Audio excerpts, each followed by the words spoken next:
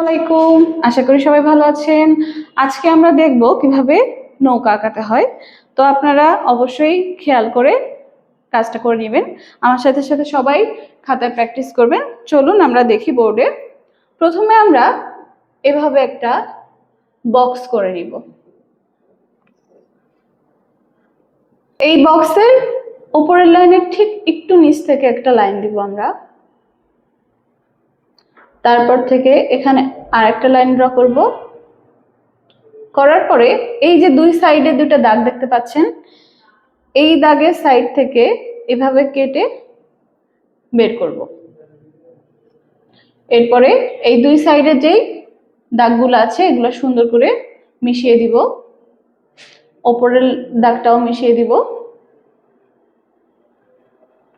এবার দেখবেন আমরা এখানে নৌকার যে ছাউনিটা আছে সেটা আঁকার চেষ্টা করব।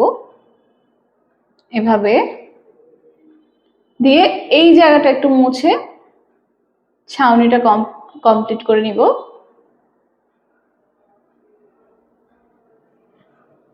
নিচে নৌকার নিচে অবশ্যই পানি থাকে, পানি দিয়ে নেবেন।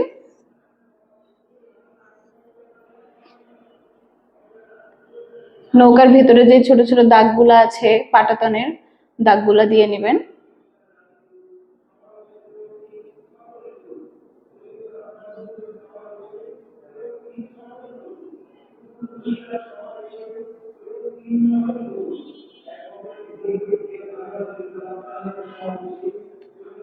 নৌকার সাথে একটা বৈঠা দেখা যাচ্ছে, বৈঠাটা এঁকে নেবেন।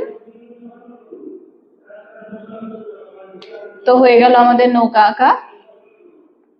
এরপরে আপনারা বইয়ে যেসব কালার আছে ঠিক সেই কালারগুলা দিয়ে নৌকাটা কমপ্লিট করবেন। এখানে আছে অবশ্যই ব্ল্যাক, এখানে ব্লু, অবশ্যই এখানে ব্ল্যাক দিবেন এবং এখানে ব্লু দিবেন।